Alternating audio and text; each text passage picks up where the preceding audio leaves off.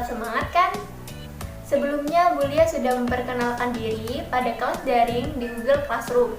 Meskipun kita tidak bisa bertatap muka, semoga kalian tetap semangat, tetap menjaga kesehatan, dan semoga pandemi ini cepat berakhir. Amin ya robbal alamin. Baik anak-anak, hari ini kita akan pelajari materi tentang menelaah struktur dan aspek kebahasaan cerpen. Apa sih yang dimaksud dengan cerpen? Mari kita jawab bersama-sama.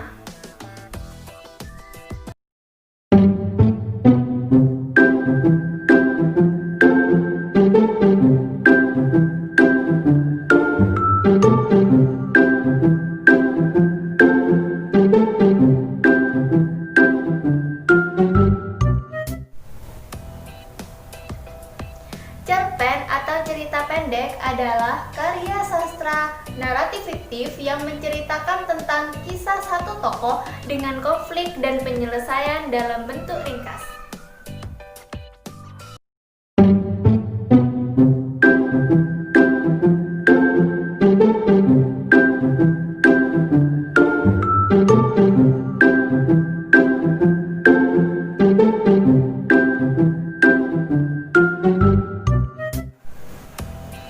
Cerpen memiliki 6 struktur.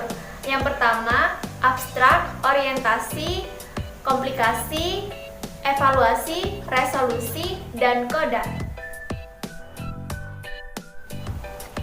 Struktur cerpen yang pertama adalah abstrak. Abstrak adalah bagian awal cerpen yang akan dikembangkan menjadi suatu rangkaian-rangkaian peristiwa. Struktur abstrak ini bersifat opsional, yang artinya boleh ada atau tidak di suatu cerita. Struktur yang kedua adalah orientasi, yang artinya bagian yang berisi pengenalan cerita yang berkaitan dengan waktu, tempat, dan suasana pada cerita.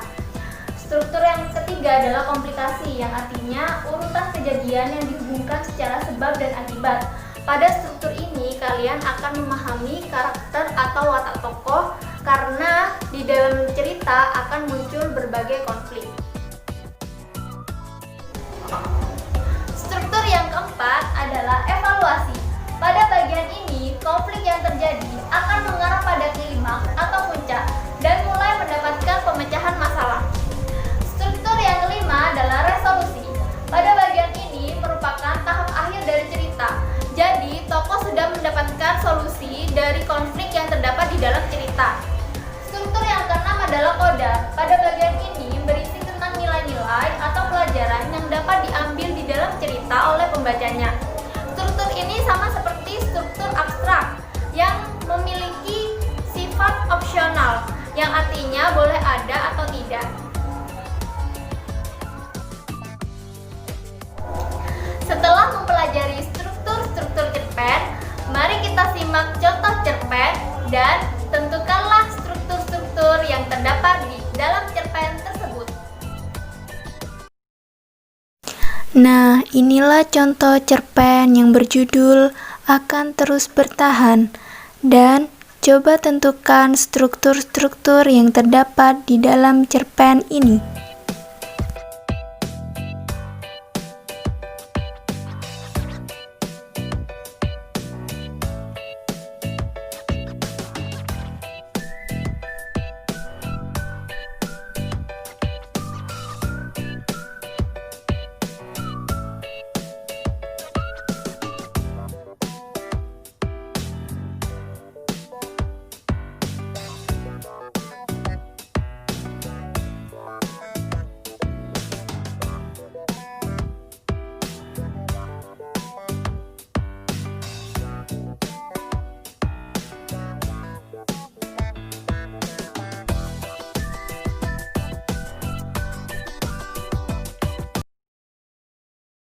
Inilah struktur cerpen yang berjudul Akan Terus Bertahan.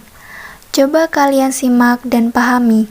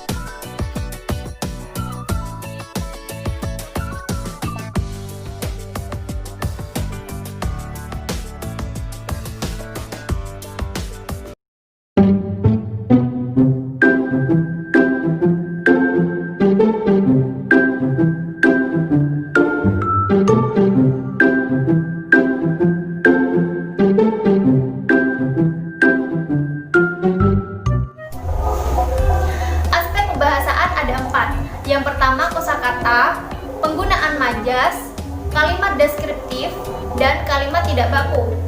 Yang pertama, kosakata. Kosakata memiliki hubungan erat dalam menciptakan alur cerita. Penggunaan kosakata yang tepat akan menambahkan keindahan pada cerita. Biasanya, kosakata yang dipilih adalah kata khusus. Kata khusus di sini maksudnya adalah kata yang hanya dipakai pada kalimat tertentu saja. Yang kedua adalah penggunaan majas. Majas yang biasa dipakai di dalam cerpen adalah majas simile, majas personifikasi, dan majas metafora. Berikut penjelasan majas dan contohnya. Yang ketiga adalah kalimat deskriptif. Kalimat deskriptif berfungsi menggambarkan keadaan dan peristiwa di dalam cerpen. Penggunaan kalimat deskriptif ini membuat pembaca memahami alur cerita. Yang keempat adalah kalimat tidak baku. Cerpen sering disajikan dengan bahasa tidak baku. Hal ini disebabkan karena penggunaan kalimat tersebut dapat membuat cerpen terasa lebih dekat dengan pembaca dan membuat cerita terasa lebih nyata. Berikut contoh kata baku dan kata tidak baku.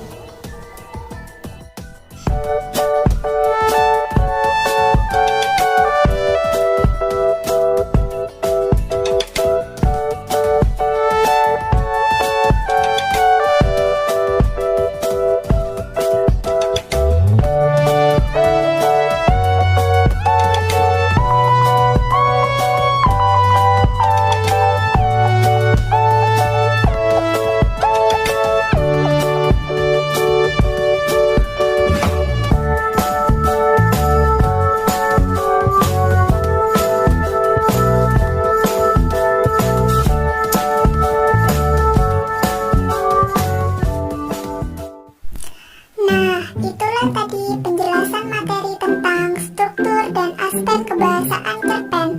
Semoga bermanfaat ya.